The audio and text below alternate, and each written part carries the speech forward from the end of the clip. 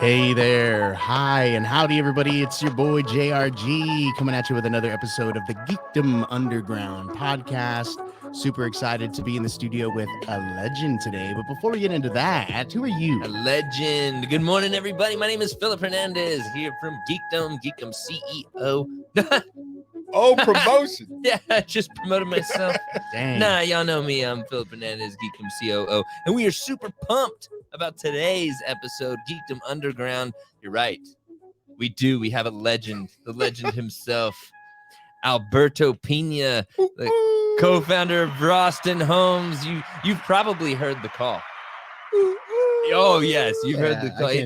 It echoes like through the whole Rand building whenever whenever Alberto's around, and then quickly followed by your boy JRG.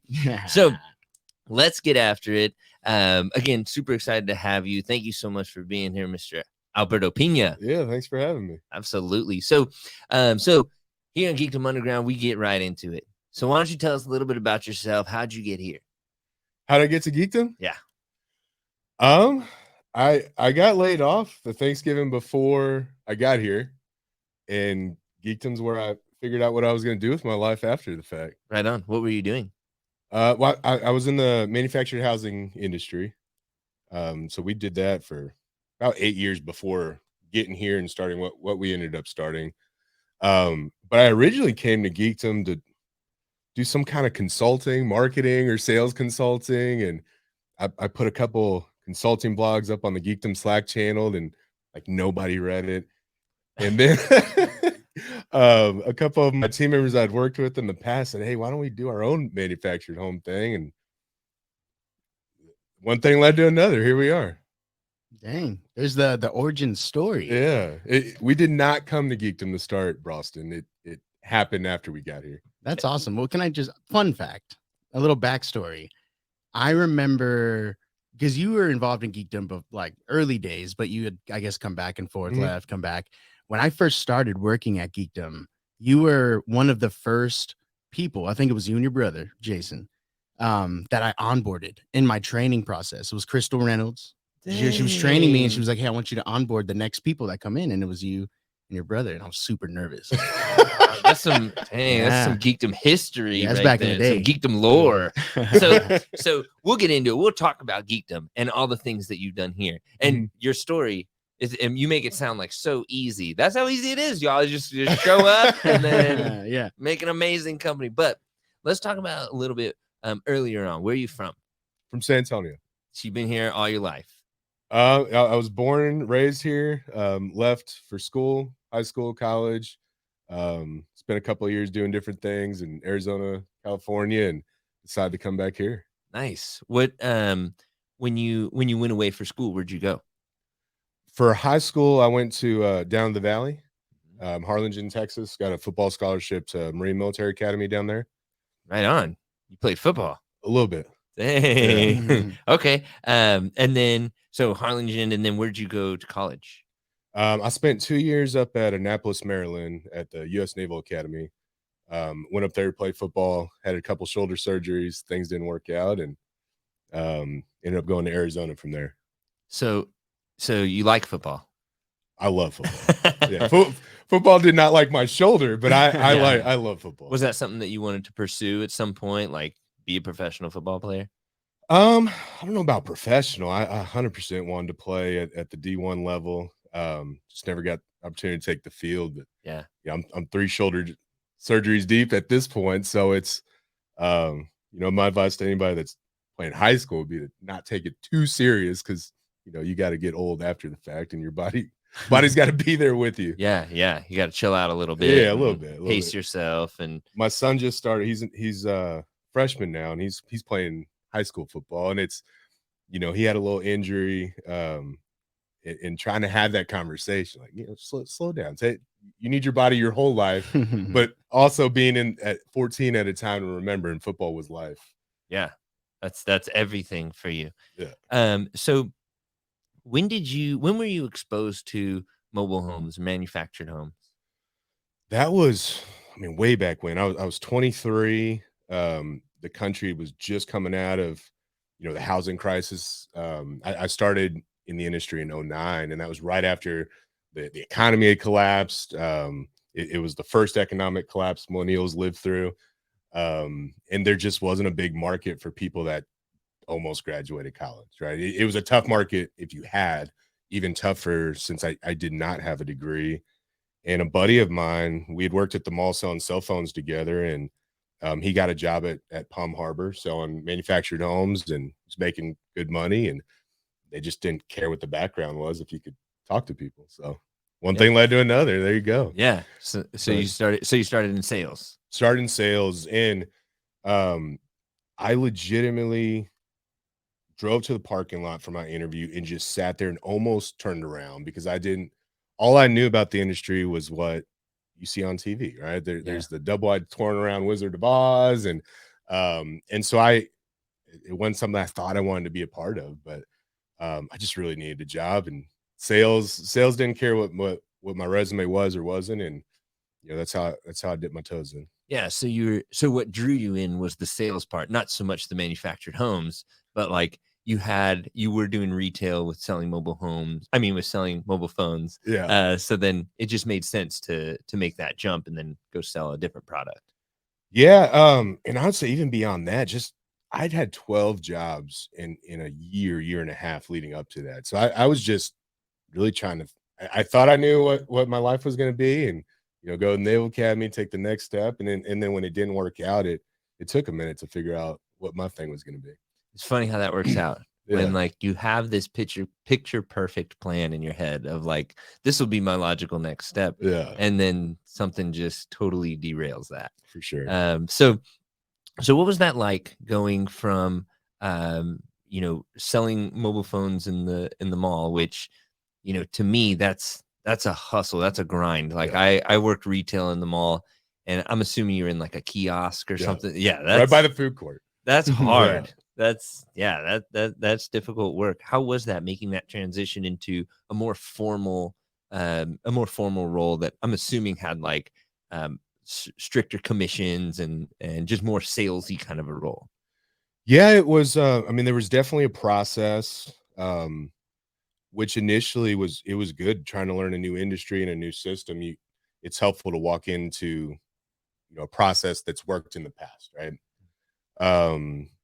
Super formal in terms of we had to wear suits, shirts, and ties every day. And at first that was cool. You got to play dress up, and I got a whole closet full of suits. Hopefully I never have to wear again. Because eventually you realize, like, we're selling single wides and double wides. Our customers only dress like this if they're going to a funeral or going to get married. And depending on who we're talking to, neither one of those days could be good memories in their life. So why are we dressing up in suits and ties to talk to folks that's just not them? Yeah. But I learned a just insane amount. And then once I learned what I could from the people that were doing it, that's when the questions started coming up. Like, why are we still doing it the same way we've done it forever, 40 years ago? Yeah. So tell me about that. Like, when you say the same way, like what's it, you make it sound like, and I think we've had conversations like this, but you make it sound like all the processes are antiquated. Like they've made processes, then they just never change them. What processes are you talking about?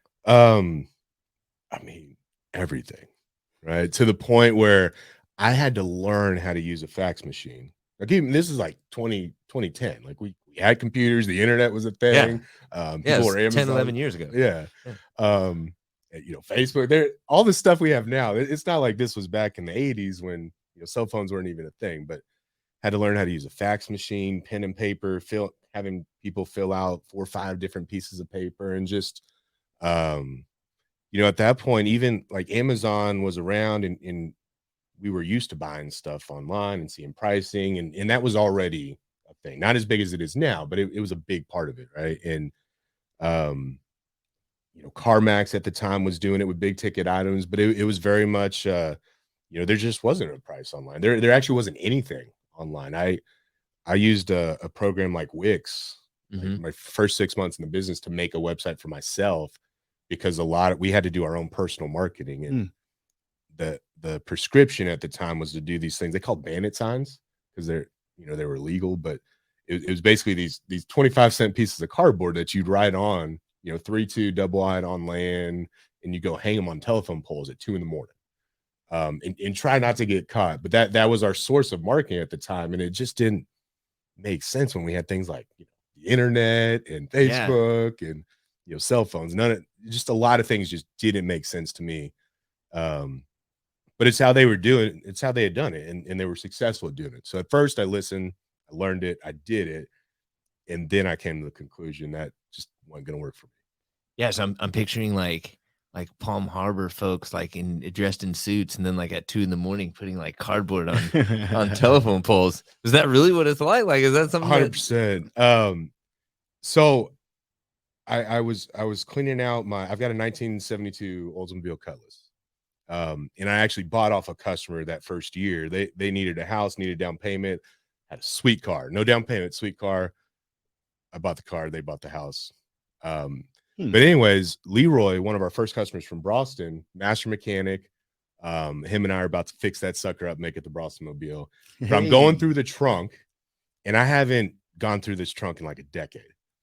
And I find these bandit signs that Elsa, my wife, her handwriting was much prettier than mine. Through our A/B testing, we realized if she wrote on the bandit signs, more people called than if I did it. Oh, wow. And there was like 20 of these suckers in the back of the trunk. And it just took us way, way back. Like some of our first dates were her and I driving around the hill country or outskirts of San Antonio, just hanging these things up. Right. We couldn't afford Starbucks coffee, but we got the gas station hot chocolate, the gas station coffee, and we drive around putting these things up. Wow. That's how we did marketing. Man. And like 2010, 2011, back then they had solutions like Redfin or Realtor.com and Zillow.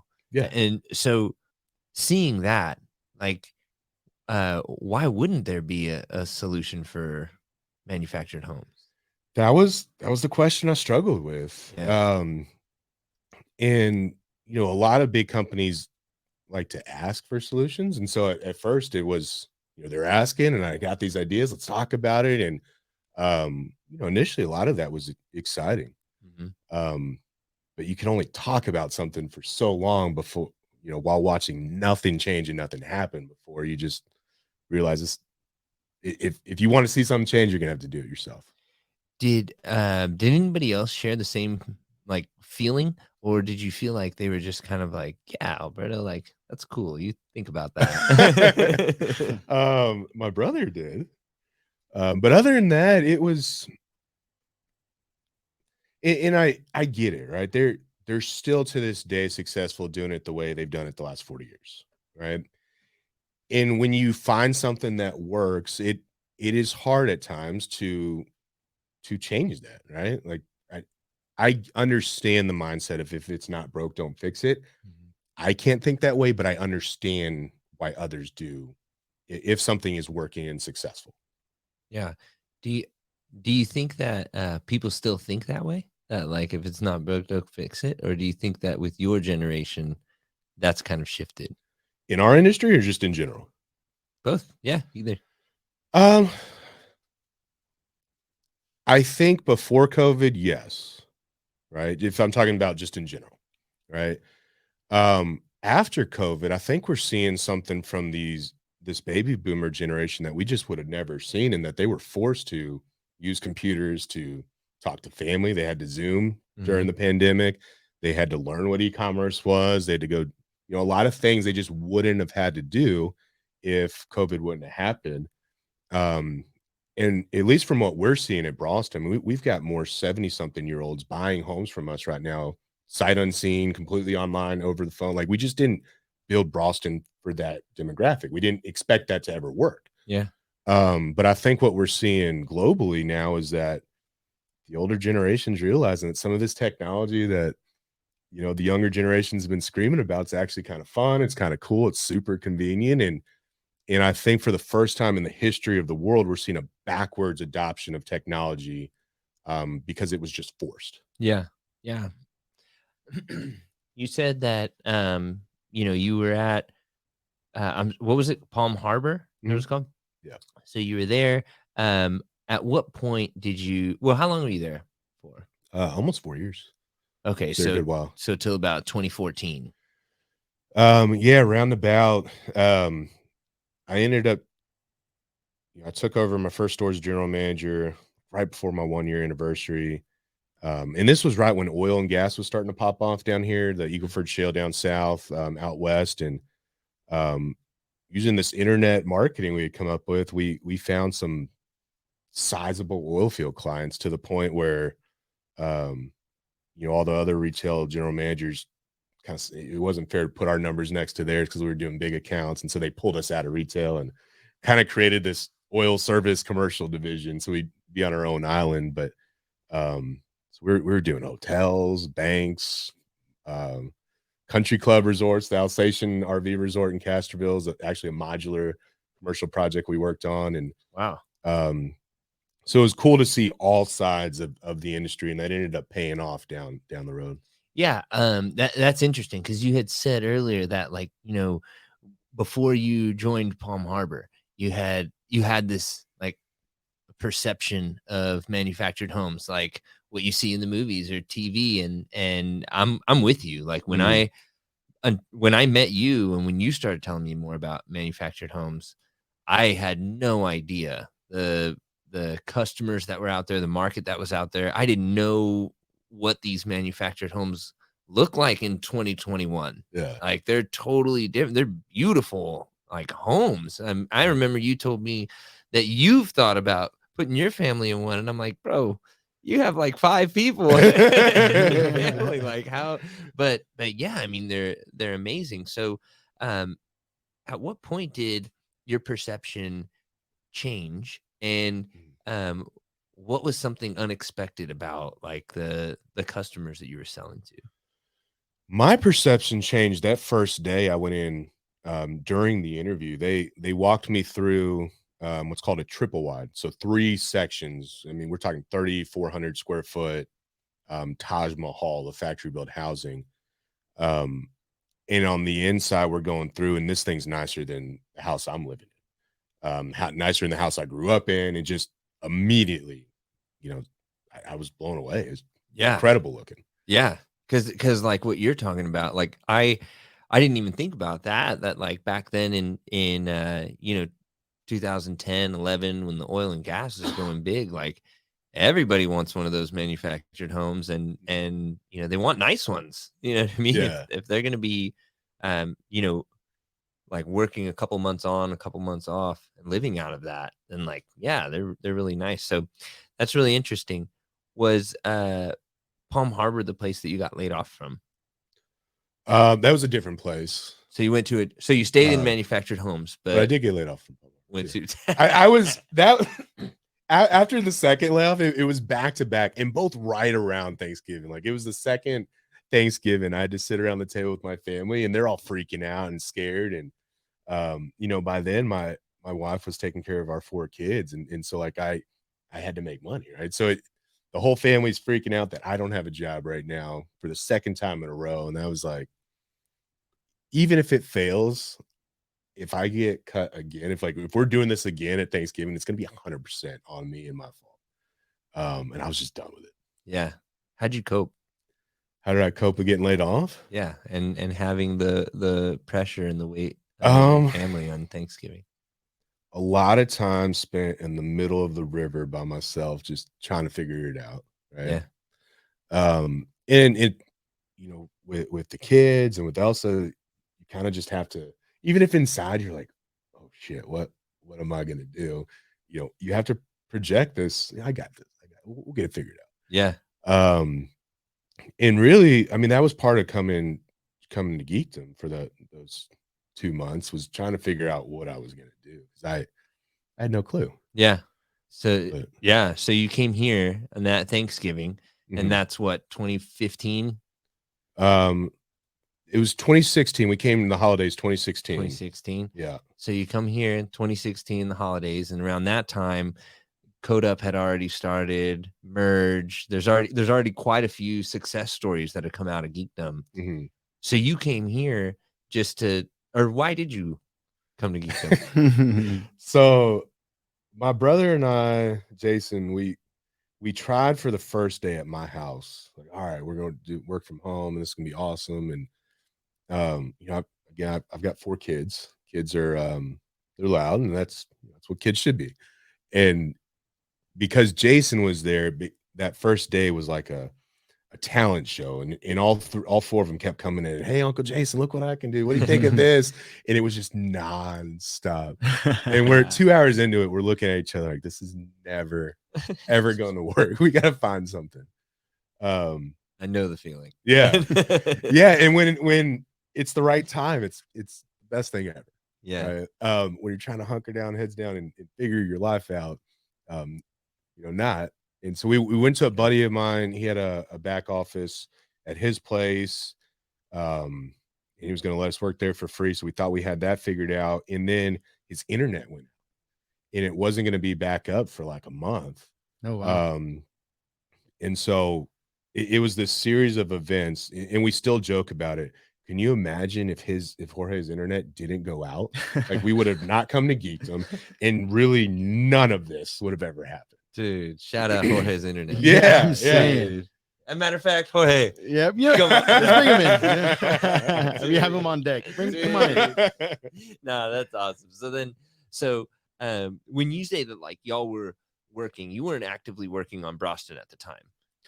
No, we originally it was going to be this consulting thing, because y'all both had like the sales back. I'm assuming Jason had a similar background.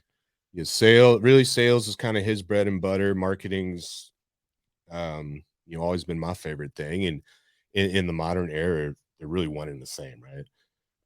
So we had it all figured out. We created a website. It was Braustin Consulting Group. Pretty sure I haven't been on it in a few years, but I think it's still up. Yeah. And that's originally what it was. We started writing blogs, trying to get those out once a week, and That's crazy. I remember that. I remember you coming in, and before Braustin Homes was ever a thing, it's just really cool to think back on that. I was there before. Yeah. Dang, dude, when it all happened. I get to see it happen too.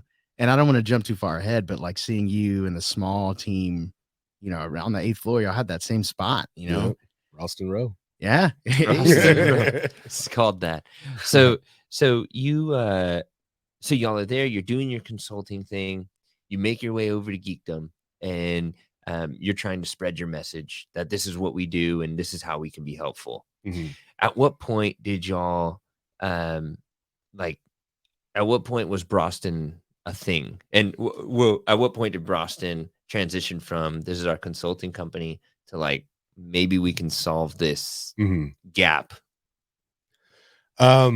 Here downtown and in the community, I think for that first month, we were probably those guys that came into the community and were trying to sell the whole community stuff. Like, I'm sure that's how we came across. And,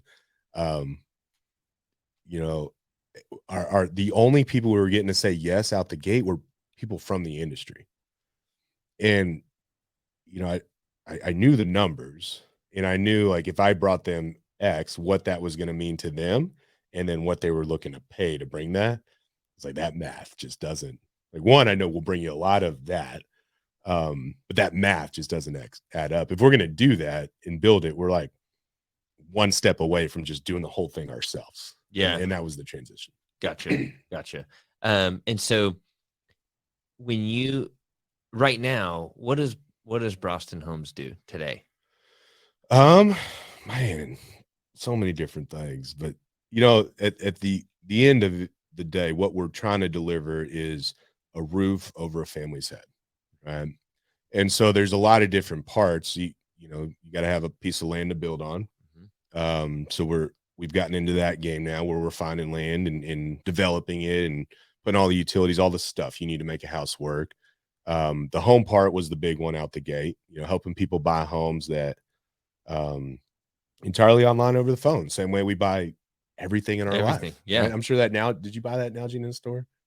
I did not buy this Nalgene in the store. I did buy this Nalgene in the store, but that's rare. That is rare. Yeah. I will say camping gear and fishing gear are like the only thing I buy in the store, just because I like being in one of those stores. Yeah, right? exactly. Yeah. But most everything else. Most everything else, buy right? online. Yeah. So at this point, we've helped over 400 families build a house in a place to live. And I'd say 300 plus of those we've never met in person, ever face to face, probably never going to. And it's just wild to me. That blows my mind. And then the third part now is you got to have financing. Yeah. And we get cash buyers here and there, but that's not the market we set up to serve. Yeah. Right? We intentionally built something to serve the low to middle income populations in our communities, and not a lot of them walking around with 100K cash, right? Yeah. So you got to have the financing part. And I guess we can say we're going live Friday. We're rolling out a new fintech product. Hey, wow. dang. You heard it here first, the sound folks. effects. Yeah. Yeah, That's our live studio audience. Thank you. Oh. Thank you. Yeah. But we're looking to build. We've already built something that we really think will help solve a lot of problems on the financing side. And so we'll see what happens. But all of that came. We didn't even know what fintech was when we got here. Yeah. Right. Any of the R's, the ARs, the VRs, that's all stuff that Geekdom helped us learn about, find the people to build it. And that's why we're the mobile home geeks, man. Man, that's awesome. That's so innovative to go from 10 years ago, you were, riding around in the dead of night, nailing cardboard to telephone poles, to you're less than 24 hours away from launching this innovative techie product. Yeah. That's super amazing, impressive, and inspiring. I want to go back to when you said that you've sold, Braustin has helped put so many families in homes, and they're people that you've never met. At Palm Harbor, when you were selling those homes, did you meet the people that you were selling? Oh, yeah.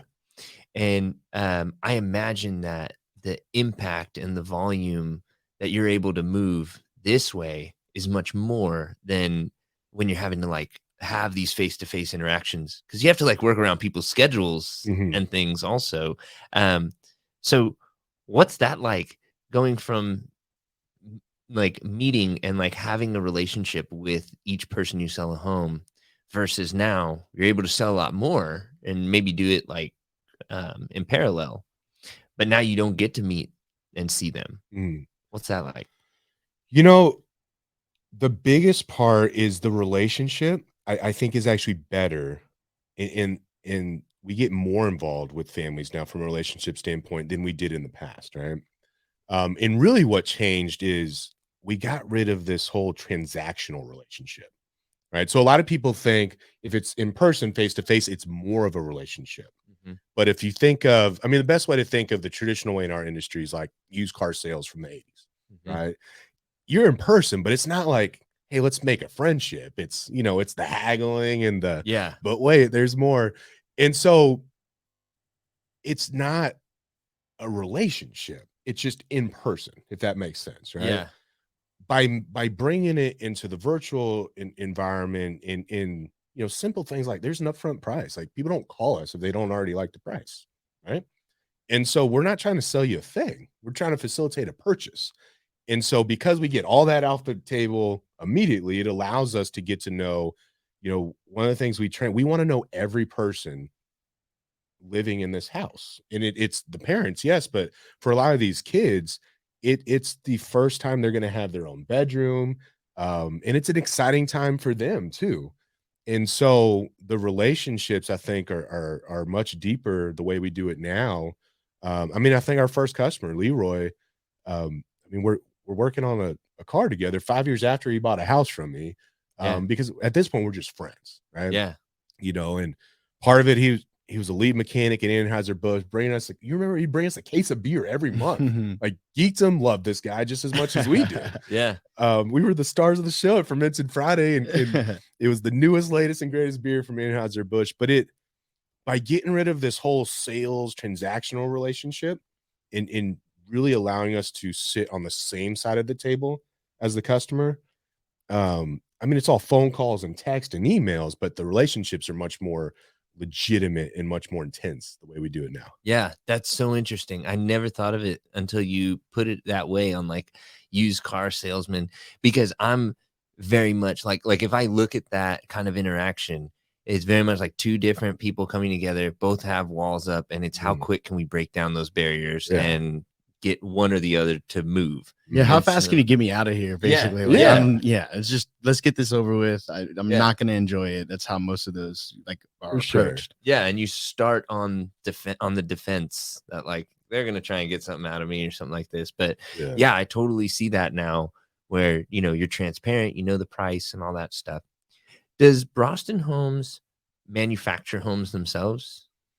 Not at this point, and I don't know if we will. I mean, who knows? I didn't know if we were going to do a fintech either. But when you look at Amazon, and originally they built that without building stuff, right, and making stuff. They just built the way to buy the stuff. Yep.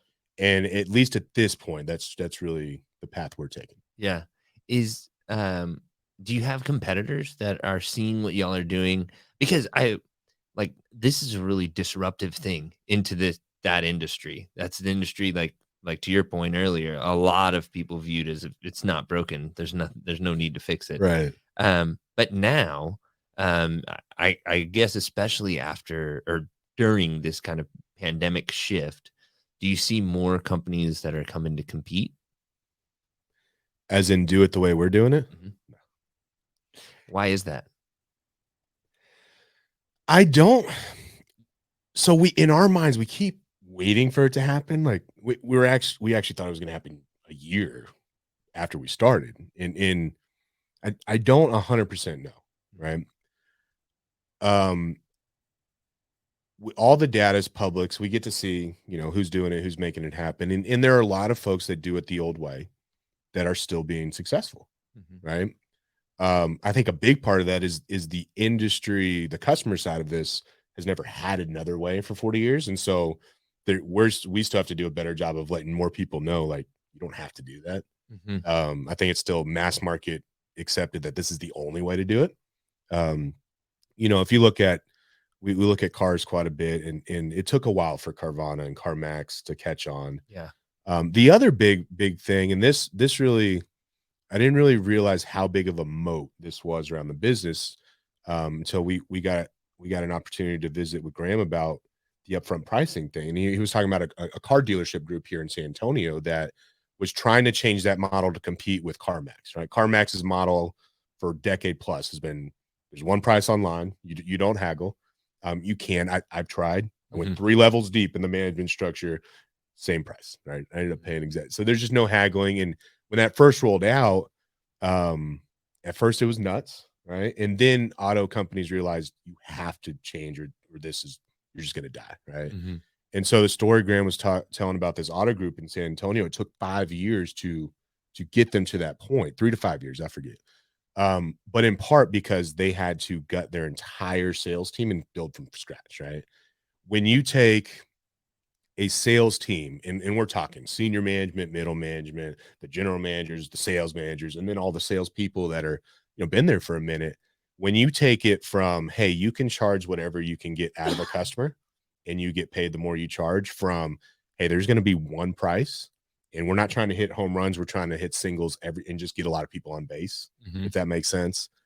There's a lot of pushback. And I had seen that from our industry when I tried to suggest things, right? Like at one of the companies that I'd worked in the past, we were our own biggest competitor, right? Like if I, as a general manager, got you on a house and then you went to another store, you get a totally different price. And like, the general managers were competitive. So if John was the other GM, he would undercut my price to get you as his customer and take it away from me. And like operationally for the whole company, we just lost money as a company. That, to me, even at 24, like I knew I was young and dumb, but that just didn't make sense to me. Right. Yeah. But that's not if you look at some of these companies, they have 300 plus locations across the country, the levels of regional management and all of that have been doing it this way successfully for 20 some years. You can't just change the way they've done it for 20 years. And so it sounds nuts to think that just something as simple as putting an upfront price is a competitive moat, but it is. Yeah. And I'm understanding a little bit more why there was an adoption at Palm Harbor, because it's not as easy as just like, let's not do these cardboard signs anymore.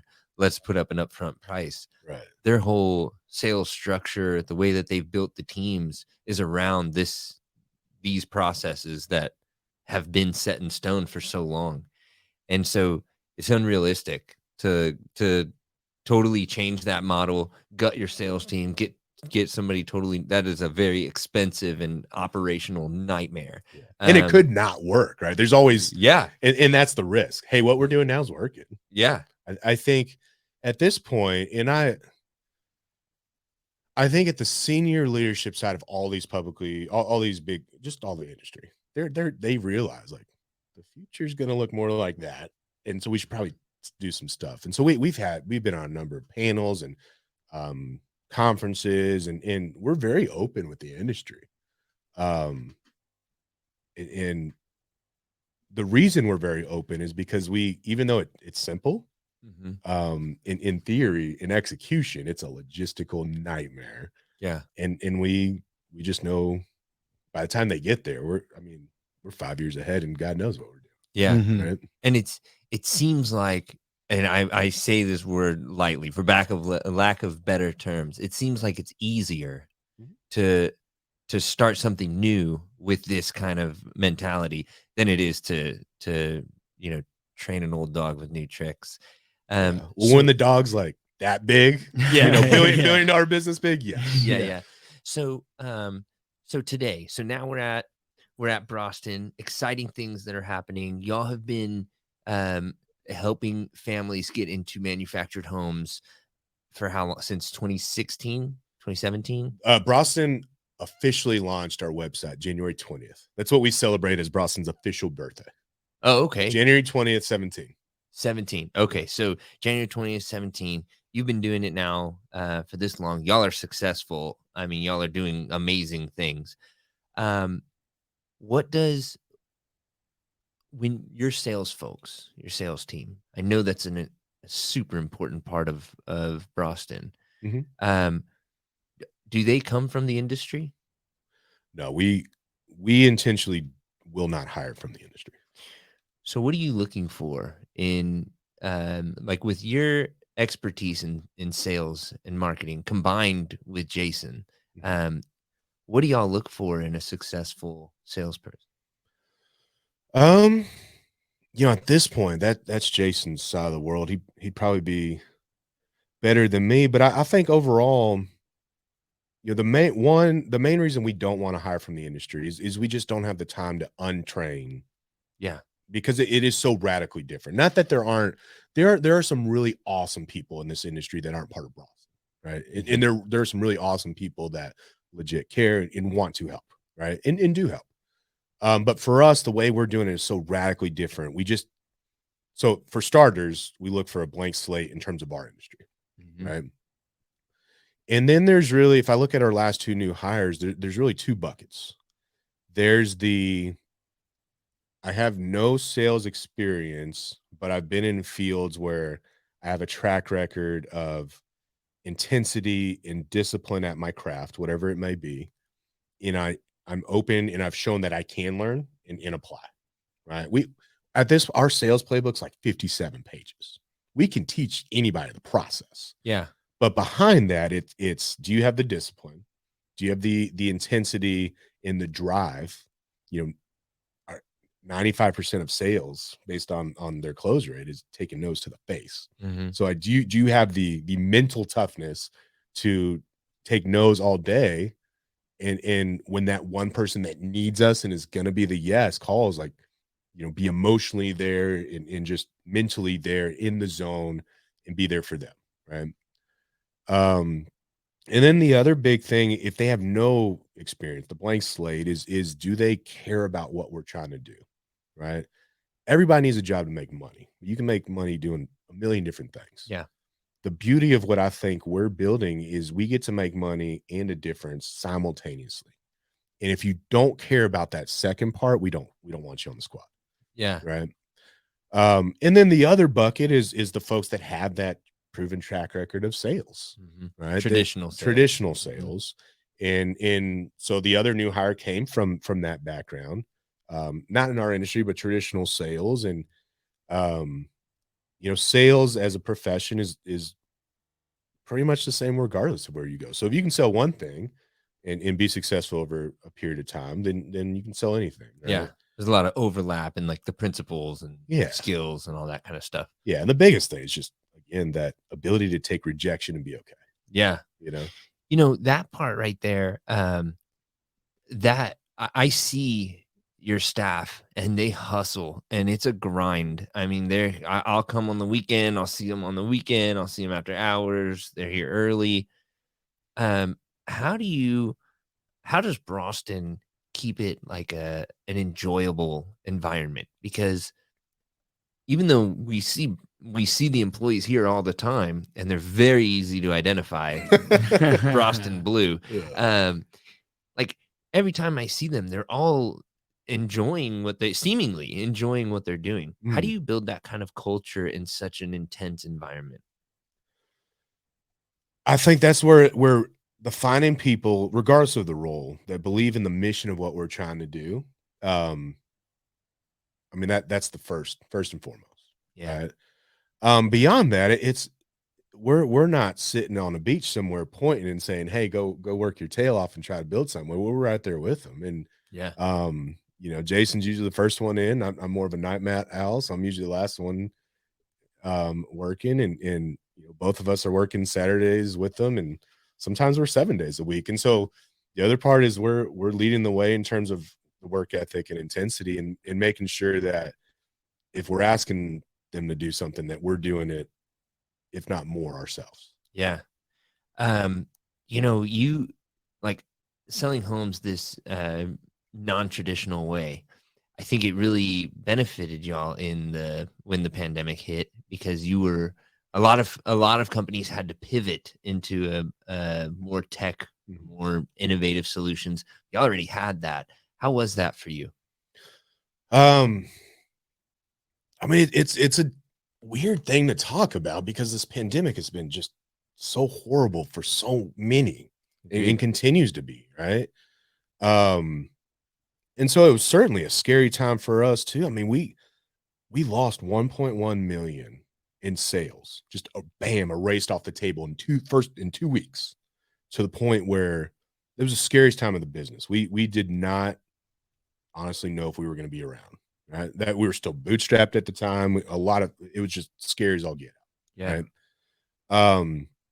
And then very quickly things changed, and the world kind of snapped out of it to a degree. People went back to buying stuff left and right online, and we were right about to open this new dealership concept. We launched it in May of last year, 2020, knee deep in this pandemic, just getting started. Right. And the whole premise was, hey, it's a dealership. It looks like a dealership. There's real houses, just nobody there. Right. It's all video chat. You've got a question in one of the model homes. Hey, portal, call John, and we're there. If you just want to be left alone and do your thing and walk around, we get it too. That's why we built this. Like, we're not there. Breathing over your shoulder kind of thing. So we had built this, and this was about to launch anyway, because we built it for a better experience, right? We've been in sales our whole lives, but I don't want to talk to a salesperson. If I'm buying something, I just want to buy it, right? Leave me alone and let me just spend my money. And so we had built it for that. All of a sudden, we're in the middle of this pandemic, and health and safety is a massive concern. It becomes a major part of this buyer and customer experience, and we just happened to have launched something that was now the safest way to buy a home, because nobody's physically there. Yeah. You're talking to a salesperson, but we're downtown at Geekdom, or at that time we were all remote. Yeah. We're sitting at our house. You're in one of our models, and let's do this thing. Yeah. And so we just lucked out, to be completely honest. Yeah. It was a timing coincidental thing, but it's still in line with what y'all are doing. Like, what I see the benefit of Braustin Homes and how it changed the industry is you're meeting these customers where they're at. It's incredibly difficult to to get schedules to align because, you don't want to go look at a home without your partner. And then you got to deal with the realtor or whoever's going to be doing the thing. But yeah, so that's an awesome next step to have that physical dealership, because that was a question I had, is how are your customers responding to, not only are they not meeting y'all, but they're also not putting their feet on the ground of like this home that they're going to potentially be living in. But I guess that's the solution. Now they're able to go there and y'all can still keep your model. And you hit it on the head, meeting them where they're at. There are still our primary method of business is still people who stay at home and complete the whole process from their couch, right? But there was a large part of folks that it's a big part. I get it. Like I'd probably want to see it, touch it, feel it too. If I'm buying a, $50,000, $100,000 something. And so we had built it for them, and now we got both. And it's really about just listening. The customers ultimately tell you what they want when you're building a business, regardless of whether it's B2B SaaS or business to consumer. You got to build it the way your customer wants. Yeah. It doesn't matter what you want. For the folks who are listening who have never stepped foot in a manufactured home, but do have their own perceptions about it, what's something that you can tell them that they would not expect that a manufactured home would have that is similar to like the creature comforts we would expect in other homes? Yeah. I mean, at this point, you just can't tell the difference. We're talking granite countertops, Energy Star rated, Ecobee thermostat, smart homes, all the decorative stuff you see, farmhouse looks, and to the point where we are selling our house. We got a nice house. The oil field was real nice to us, and we got a nice big old house on the northwest side of town, and just not the life we want. So we're selling it. We're looking to buy a chunk of land, and throw a double wide on it, and it's a different lifestyle. It's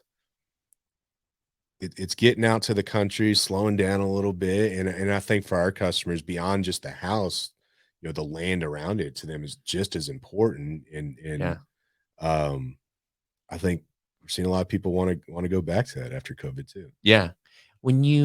For me, when I think about a manufactured home, I immediately think like cramped. I don't know why, but that's what I think. I think it's like small and, but when you're talking about moving you, your wife, 4 kids, to, a double wide, like, what does that look like? Does everybody have their own room? Is there space? Is it similar to what y'all are living in today? Yeah. So they make these things 3,500 square foot. Our house now is like 3,200 square foot. But what we realize, and with young kids, I'm sure you have too, wherever we're at, they're going to be right on top of us. 100%. I remember the first time you told me that, I was like, yeah, that's exactly it. Yeah. So in our house, there's a lot of space just to have it. And you got to clean that space. You got to air condition that space. It costs money for the space. And it's just, for us, it's wasted, right? But we're looking at a 2,200 square foot house, super good size. Yeah. 5 bedroom, 3 bath. They make them in double wides now. Yeah. Granite countertops, the whole thing. The difference is because it costs so much less to build that way versus another way. We put 20, 30 acres around it and keep the payment the same as if it was the house it is now. Yeah. Got you. Yeah. And I remember when you showed me, because I was like, no way, dude. Like, but then when you showed me the homes, it blew my mind. I agree with you. You can't tell the difference. Like, in my mind, when I hear manufactured home, I picture a home with visible wheels on it that, like, that you can move. And that's just not the case. There's wraparound porches and, like, all these other amenities that you've come to be familiar with. Yeah, the wheels are there just to get the blocks to the site, right? And then the blocks are assembled and wheels go away and decks and by the time it's done, concrete foundations, all the stuff. Yeah. All the stuff. Yeah. Right. I think what really, when I'm trying to explain it to folks, if you look at anything else we use, anything, it's built in a factory. anything. And just like, I mean, you look at a cell phone from 1970 compared to now, like the factories that build these houses have come a long way too. And the product has advanced so much. So much. I mean, Elon Musk, he's living in a factory built house. You know, little tiny home, 400 square foot, but all sorts of people, right? And these have to go through a dang near hurricane to get to where they're going. They're going down the highway at 70, 80 miles an hour, and they show up in one piece. Like structurally, that's how sound these are built. Yeah. Right. But we're in the middle of this affordable housing crisis, and COVID's not making that better.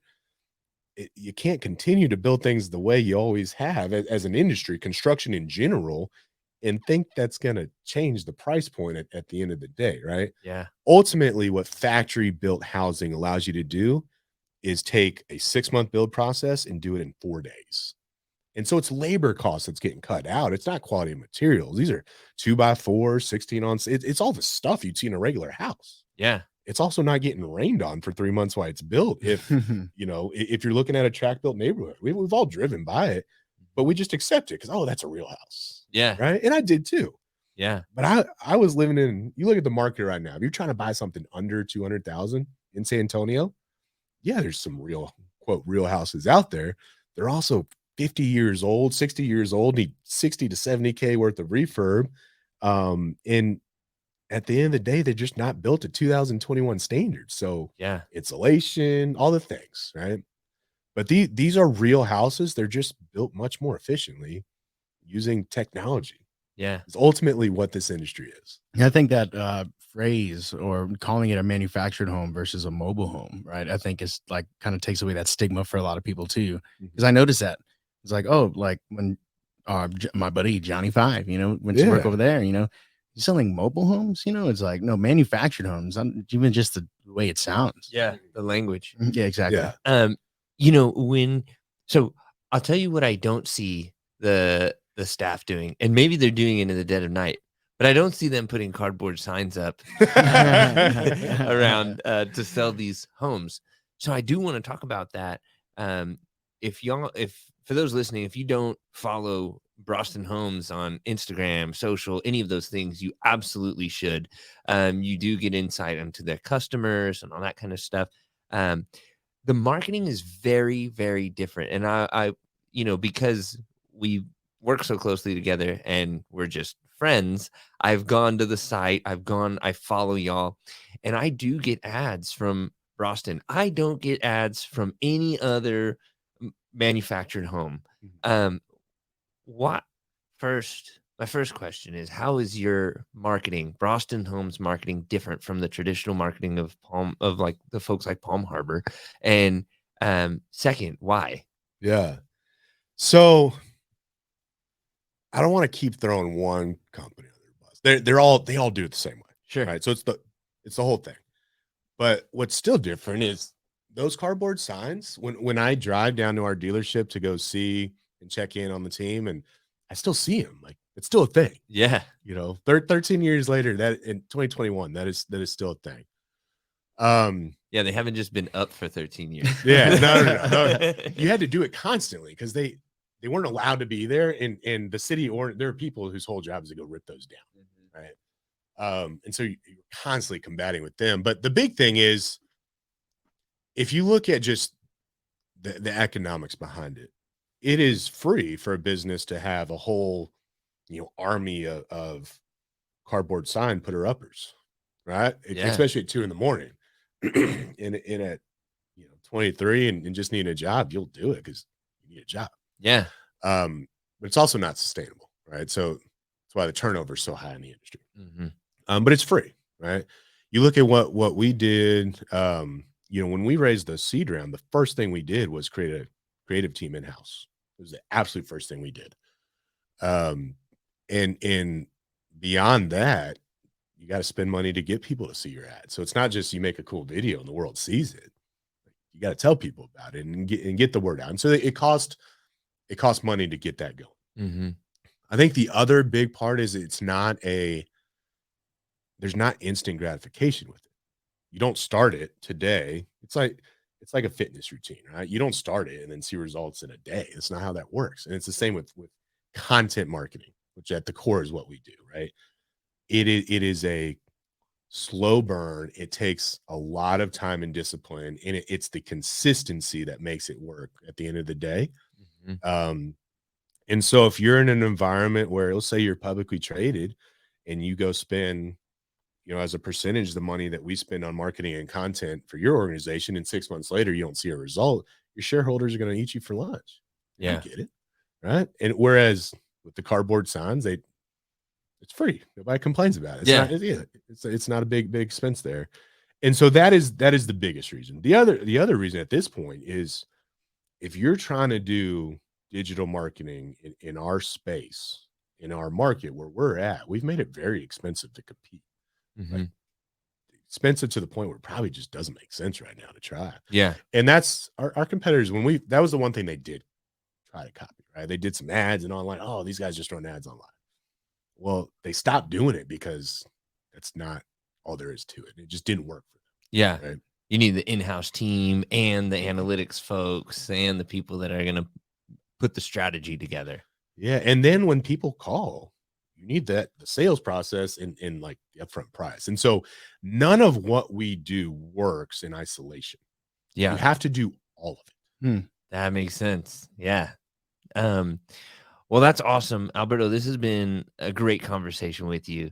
I do want to pick your brain on some advice, and so I want you to think back to the second Thanksgiving, and it was I think that was a really trying time for you. Mhm.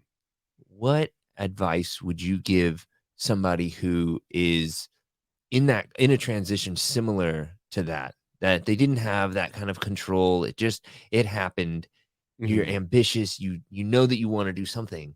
So what kind of advice would you give somebody in that position, or would you wish that somebody would have given you? Man,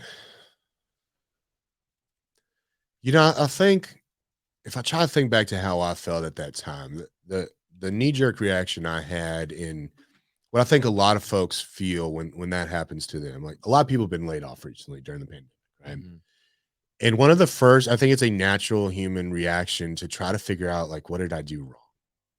What's wrong? What did I do wrong? What's wrong with me? Why did this happen? And there are times in business where you did nothing wrong, and the business just couldn't afford to pay you, right? Ultimately, when someone gets laid off, that's what it comes down to. The business could not afford to pay you, and they had to make some decisions, right?